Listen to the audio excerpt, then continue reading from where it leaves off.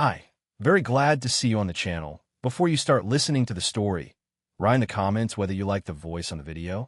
Lisa always said I work too much. It started as a joke, little comments over dinner, playful sighs when I left the house early. But over the years, the joke lost its humor. Somewhere along the way, it became something else, a weapon. You care more about your clients than you do about me, she'd say, arms crossed, watching me slip on my suit jacket. I married a husband, not a ghost. I used to argue, to explain. I do this for us, Lisa, for the life we have. She never cared for that answer. Lately, the tension had been different, sharper. She still complained, still made those little remarks, but there was something else beneath them now. Something I couldn't put my finger on. Then came the gym. Lisa had never been the type to care much for fitness. But suddenly, she was all about it. Early morning workouts, evening sessions, talking about macros and cardio like she was training for the Olympics. And then there was Brad. At first, he was just her trainer. She'd mention him casually. Brad says I should try intermittent fasting. Brad says my form is getting better. Brad says I could be a trainer myself one day. I let it go. I trusted her. Until I couldn't. It was the little things. The way she smiled at her phone when she thought I wasn't looking. The way she started dressing differently, not just for the gym, but all the time. Tighter clothes. More makeup. Perfume just to go work out. You've been spending a lot of time at the gym, I said one night as we ate dinner. Lisa barely looked up from her plate. And? I took a slow sip of my drink. I thought you hated working out. She smirked, spearing a piece of chicken with her fork. People change, Michael. Yeah, they do. I let it go, but I started watching. One night, I came home early. Lisa was in the bathroom, the shower running. Her phone was sitting on the kitchen counter, screen lit up with a notification. I shouldn't have looked, but I did. Brad, can't stop thinking about last night. The air left my lungs. My fingers clenched around the phone. I wanted to storm into the bathroom, demand answers, throw the phone at the wall. But I didn't. Lisa was a liar, but she was also careful. She'd twist it, say I was paranoid, make me the bad guy. No, if I was going to do this, I needed to be smart. I set the phone back down, took a deep breath, and walked away. That night, as Lisa slept beside me, I stared at the ceiling, my mind racing. She thought she had gotten away with it. She had no idea what was coming. Lisa was good at lying. Too good. If I hadn't looked at her phone that night, I might have convinced myself I was imagining things. But once you see the truth, you can't unsee it. Every detail starts making sense in a way you wish it didn't. The extra showers, the late-night gym sessions, the way she avoided looking me in the eye when she talked about her day. She thought she was careful, but she had gotten sloppy. The next morning, I watched her more closely than usual. She hummed to herself while making coffee, phone in her hand, fingers tapping away. She hadn't done that in years. The Lisa I used to know barely glanced at her phone in the morning. But this version of her, this Lisa was somewhere else entirely. I walked up behind her, pressing a kiss to her cheek. Who are you texting? She stiffened for half a second, so quick it was almost unnoticeable, then forced a laugh. Hannah, right? The friend she suddenly spent time with whenever she needed an alibi. I smiled, taking a sip of my coffee. Tell her I said hi. Lisa relaxed, flipping her hair over her shoulder. I will. Hey, don't forget we have dinner at my parents' house this weekend. I nodded, but my mind was already elsewhere. A family dinner. A perfect opportunity. That night, she left for another late workout. I waited until I heard the garage door close, then grabbed my keys and followed. She didn't go to the gym. I kept my distance, watching from my car as she pulled into a dimly lit parking lot behind a strip of shops. A few seconds later, another car parked next to her. Brad. He got out, wearing a hoodie, glancing around before sliding into her passenger seat. I gripped the steering wheel so hard my knuckles turned white. I didn't need to see what happened next. I already knew. I forced myself to stay calm. I wasn't ready to confront her. Not yet. I pulled out my phone and started recording. By the time I got home, Lisa was already in bed, hair still damp from a shower. I lay next to her, staring at the ceiling, my heartbeat steady. She thought she was untouchable. She thought I was blind. But she had no idea I was about to destroy her world. The next few days, I acted normal. I kissed her goodbye in the morning, let her tell me about her day, played the role of the clueless husband. But behind the scenes, I was working. I found an online service that could deliver a paternity test discreetly. The instructions were simple. A hair from my toothbrush, a strand from Lisa's hairbrush, a sample of her unborn child's DNA from a prenatal kit. I ordered it, set it aside, and waited. The night before the family dinner, Lisa was glowing. She wore a dress that hugged her stomach just right, smiling at herself in the mirror like she had the perfect life. "You look happy," I said from the doorway. She turned, beaming. "I am. Aren't you?" I smiled. "Of course." She walked over, wrapping her arms around my neck. "I love you, Michael." I swallowed the anger burning in my chest and kissed her forehead. "I love you too." It wasn't a lie. I did love her once. But now, I love something else more. Revenge. The next night, I sat at the dinner table with Lisa's family, listening to the usual conversations about work, kids, and vacation plans. Lisa sat beside me, her hand resting on mine, acting like the perfect wife. I let her enjoy it. When dessert was served, I cleared my throat, standing up. I actually have a little surprise. Lisa's mother clapped her hands. "Oh, how exciting." Lisa tilted her head, smiling. "What is it?" I pulled a small wrapped box from my pocket, placing it in front of her. "I wanted to get you something early to celebrate the baby." Her eyes lit up. She ran her fingers over the wrapping, glancing up at me. "Michael, you didn't have to." "I know," I said, smiling. "But I wanted to." She unwrapped the gift, lifting the small picture frame inside. Everyone leaned in. Her father adjusted his glasses. Her sister smiled. Then Lisa's hands started shaking. She stared at the words on the paper inside the frame, her breath catching in her throat. Probability of paternity, 0% silence. Her mother blinked. "Lisa, sweetheart, what is that?" Lisa swallowed, gripping the frame like she could make the words change. It's nothing. Just a mistake." I crossed my arms. "No mistake, Lisa. That's the official paternity test." Her father frowned. "I don't understand." I took a slow breath, letting the tension build. "It means the baby isn't mine." The room went dead silent. Lisa's mother gasped.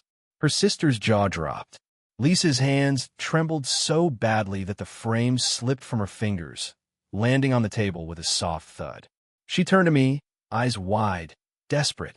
"Michael, please." I cut her off, reaching under the table and pulling out a small suitcase. I placed it beside her chair and stepped back. Lisa stared at it, her mouth opening and closing like a fish gasping for air. "You want a baby, Lisa?" I said, my voice cold. "Go raise it with its real father." Tears welled in her eyes. "Michael, I can explain." I picked up the paternity test and tossed it onto the table for her family to see. "Explain it to them." Lisa's mother covered her mouth in horror. Her father pushed his chair back, disgust written all over his face. Her sister shook her head in disbelief. Lisa grabbed my arm, sobbing now. "Please, don't do this." I yanked my arm free. "You already did." Then I turned, walked to the door, and opened it. She fell to her knees, her body shaking. "Michael, I'm begging you." I didn't look back. I slammed the door shut, locking her out of my house, my life, and my future. Lisa's sobs echoed through the house, but I felt nothing. No sympathy, no second thoughts, just a cold, quiet satisfaction as I locked the door and walked away. She could cry, beg, and plead all she wanted, but the damage was already done. I went to the kitchen, grabbed a beer from the fridge, and sat at the table listening. The muffled sound of her voice came through the door, her hands pounding against the wood. "Michael, please." I took a slow sip, leaning back in my chair. She wasn't crying because she was sorry. She was crying because she got caught. "Let me in. We can talk about this." I let out a short laugh, shaking my head. Talking was for people who had respect for each other, people who valued honesty. Lisa had burned that to the ground the second she crawled into bed with Brad. Her voice wavered, cracking under desperation. "I love you, Michael. I made a mistake, but we can fix this. Don't throw everything away." I slammed the bottle down on the table, anger rising in my chest. She had thrown everything away.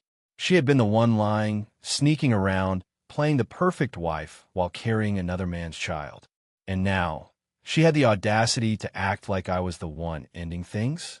I stood up, walked to the door, and pulled it open just enough to meet her tear-streaked face. "You wanted a family, Lisa? Go start one with Brad." Her breath hitched. "Michael." I shut the door in her face. She stood there for another hour. I could hear her pacing, muttering to herself, try to figure out what to do. I finished my beer and went upstairs, ignoring the occasional weak knock.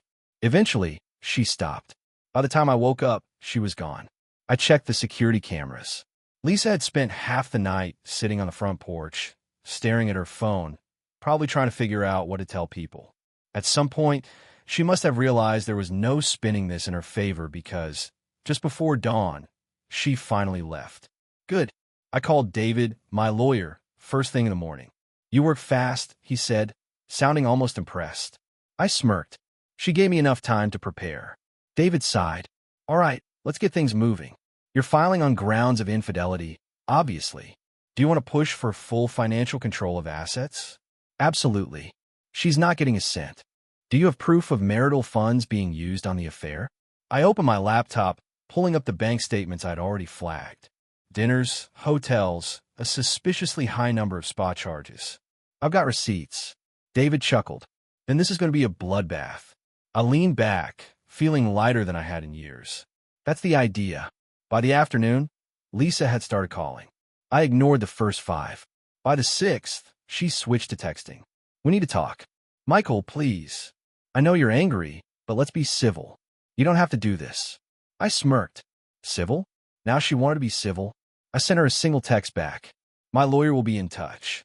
An hour later, she showed up at the house. I was on the couch, watching the security feed as she stood at the front door, arms wrapped around herself, face pale. She looked tired, broken. Good. I let her knock 3 times before I answered. She searched my face the second the door opened, like she was trying to find some shred of sympathy.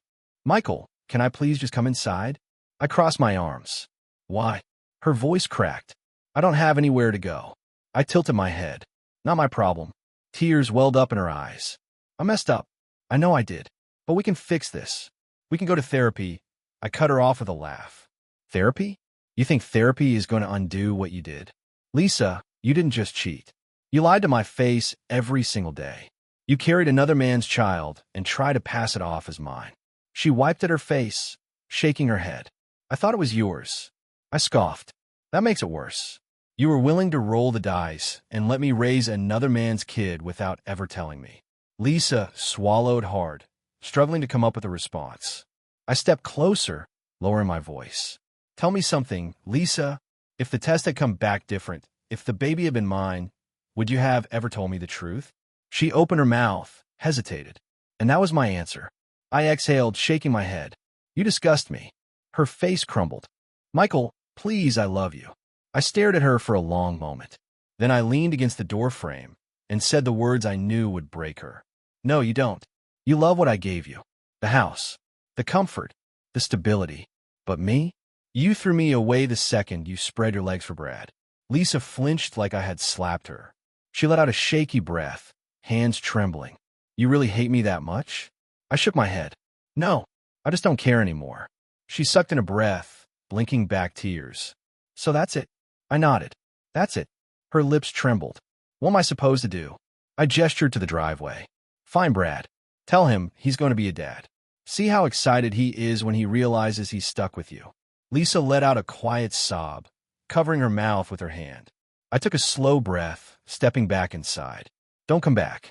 She opened her mouth to say something, but I shut the door in her face.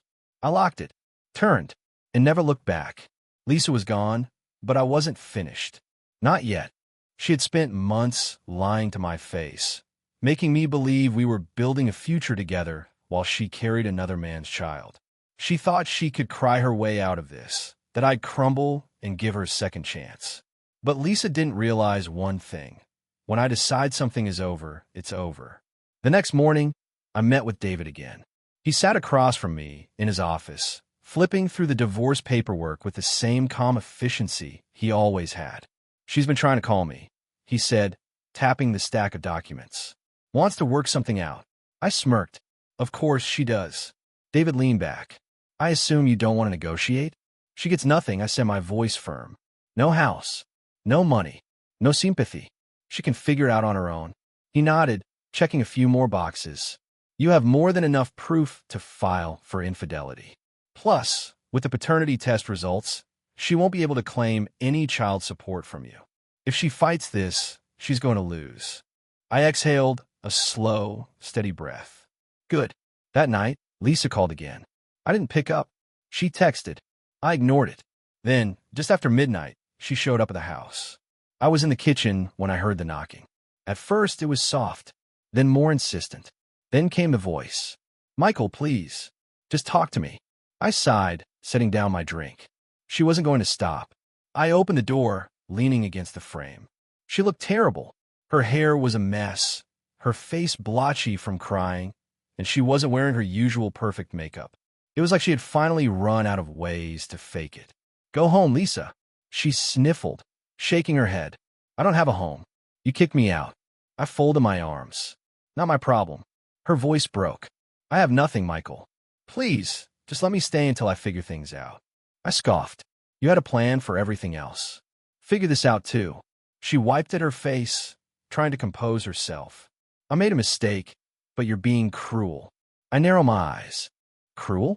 I let the word hang between us. You want to talk about cruel? How about making me believe I was going to be a father? How about letting me plan for a life with a child that was never mine? How about sneaking behind my back while I was out working to give you a good life? Lisa swallowed hard. I didn't mean for it to happen. I laughed coldly. That's not how cheating works. You don't just trip and fall into bed with someone. You made a choice, Lisa, over and over again. She looked at me, desperate. I still love you. I exhaled, shaking my head. You don't love me. You love the life I gave you. But guess what? That life is over. Her hands trembled. Michael, please, I stepped back. We're done. I shut the door, locked it, and walked away. Lisa stood outside for another hour. I heard her pacing, sniffling, probably trying to think of some last-ditch effort to make me change my mind. But I didn't. Eventually, she left. The next morning, I got a call from David. She's agreed to the divorce terms, he said. No financial support, no assets. She's not even trying to fight for the house. I let out a slow breath. Just like that, David said. I think she finally realized she's lost. I nodded, feeling the weight lift off my shoulders. Lisa was officially out of my life. Lisa was out of my life, but that didn't mean she was done trying. She had signed the divorce papers, accepted her fate, but I knew her too well to believe she'd go quietly. Women like Lisa don't just disappear. They scheme. They manipulate. They claw at whatever scraps they can get. It started with the calls. At first, she kept it simple, short, clipped voicemails about needing to pick up a few things from the house. I ignored them. Then came the texts. Michael, can we talk? I know you hate me, but I need help. Please, just one conversation. I left every message on read. Lisa had gotten enough from me. My time, my trust, my loyalty. She wasn't getting another second. Then she showed up. It was a Saturday afternoon. I had just gotten back from a gym, something I'd thrown myself into after she left. It helped. The burn, the focus, the discipline. When I pulled into the driveway, she was standing on the front porch, arms crossed, shifting her weight from one foot to the other. I sighed, gripping the steering wheel. Of course, she wouldn't just go away. I stepped out of the car, slamming the door harder than I needed to. What do you want, Lisa? She turned, her eyes scanning me like she was trying to read me. We need to talk. No, we don't. Her jaw tightened. I need to get some of my things. I smirked. Your things? You mean the bags I packed for you? The ones I left outside when I kicked you out? Lisa inhaled sharply. Michael, come on. Don't be like this. Like what? He stepped closer, towering over her. Like a man who refuses to be walked all over anymore. She swallowed, looking away. I have nowhere to go. I crossed my arms. Not my problem. Her hands clenched into fists. You don't even care, do you? I tilted my head. Should I? Tears welled in her eyes, but I didn't feel anything. No sympathy, no guilt, just a cold, distant satisfaction that she was finally experiencing the consequences of her choices. You destroyed me, Michael. I laughed, shaking my head. No, Lisa, you destroyed yourself. She wiped at her face, breathing heavily. Brad left. I blinked, then smirked. That's so? She nodded, lips trembling. He freaked out when I told him about the baby. Said he wasn't ready, that it wasn't what he wanted. I chuckled, shaking my head. So let me get this straight. You threw away our marriage for a guy who won't even raise his own kid? Lisa looked away, humiliated. I thought he loved me. I let the silence stretch between us, watching as she struggled to hold herself together. Michael, please. Her voice broke. I don't have anyone else. I exhaled slowly. And whose fault is that? She let out a quiet sob, covering her mouth. I stepped past her, unlocked the door, and walked inside. She stayed on the porch, frozen, waiting for me to invite her in. I didn't. Instead, I turned back to her, my voice cold. Goodbye, Lisa. Then I shut the door. Lisa didn't come back after that. I expected more from her. More begging, more dramatics, some last-ditch effort to crawl her way back into my life. But after I shut that door in her face, she finally seemed to understand. There was no saving her. No second chances. No path back to the life she had thrown away. For the first time in years, I felt peace. Real, honest peace. No tension in my chest when I walked into my own home. No faking smiles at the dinner table. No walking on eggshells, trying to keep a woman happy who had already checked out of our marriage long before she ever got caught. I threw myself into work, into the gym, into rebuilding everything Lisa had tried to tear down. I stopped feeling guilty for working long hours. I had been breaking my back to build a life for someone who didn't deserve it, and now I was finally free to enjoy the fruits of my labor. Then one night, a number I didn't recognize called me. I almost ignored it, but something told me to pick up. Michael. Lisa's voice. I let out a slow breath, gripping my phone tighter. What do you want? She sniffled. I didn't know who else to call. I leaned back against the couch, staring at the ceiling. Not my problem, Lisa. She let out a shaky breath. Please, just listen. I cut her off. Why would I? Silence. She swallowed. I lost my job. I smirked. Again. Not my problem. Michael, I don't have any money. I don't have anywhere to go. I let out a humorless laugh. Well, maybe if you hadn't spent our savings on hotels and gifts for your boy toy, you'd have a safety net. Lisa let out a broken sob. I know I messed up, okay? But I have nothing. Brad left me. My parents won't take me in. My friends don't answer my calls. Her voice cracked. I have a baby on the way, and I don't know what to do. I sat there, listening to the woman who had destroyed our marriage, now reduced to nothing but regret and desperation. And you know what? I felt nothing for her. Not pity, not anger, not even satisfaction. Just nothing. You should have thought about that before you threw everything away, I said, my voice cold. Lisa sobbed. I know. I didn't wait to hear the rest. I hung up, blocked her number, and moved on with my life. For good. Lisa was out of my life, but her destruction still lingered. Divorce wasn't just about signing a piece of paper. It was about unraveling a life built together, cutting every last thread that connected us. Even though I had made sure she walked away with nothing, I knew she wasn't done trying to claw something back. A week after she called me begging for help, my lawyer, David, sent me an email. Subject: Attempted financial claim, Michael. Lisa's attorney reached out. She's trying to push for financial assistance under extenuating circumstances. Claims she has no job, no home, and that you're partially responsible for her well-being until the divorce is finalized. They're grasping at straws, but we should meet to discuss. David, I let out a short laugh. Lisa really thought she could come back for another handout. After everything, I had made sure she got nothing in the settlement, but I wasn't surprised she was still trying. She had spent years living off me, getting comfortable in a life I built, and now that it was gone, she was drowning. I called David. She's desperate, he said as soon as he picked up. She has no case, but she's hoping we'll settle just to make her go away. I'm not giving her a dime, I said firmly. That's what I thought you'd say, David chuckled. I'll file the rejection today. If she wants to take this to court, she'll lose. She's wasting her time. I smirked. Let her. Lisa hadn't just lost me. She had lost her safety net. She had spent years looking down on me, treating me like I was never enough, acting like she was the prize in our marriage. But now, she was the one on the outside looking in, scrambling for help while I thrived. That weekend, I went out for drinks with some friends, something I hadn't done in years without Lisa attached to my side, judging my every move.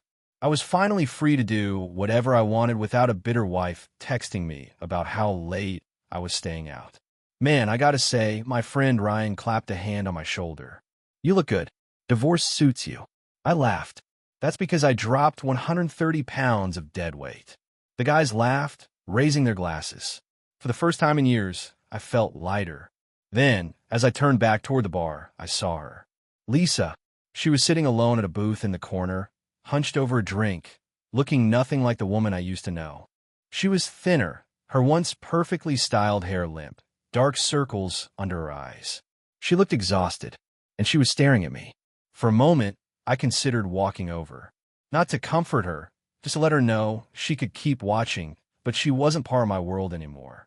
Instead, I smirked, lifted my drink in a mock toast, and turned back to my friends.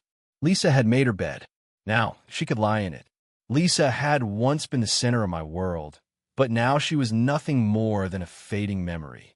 After months of humiliation, betrayal, and legal battles, I was finally free.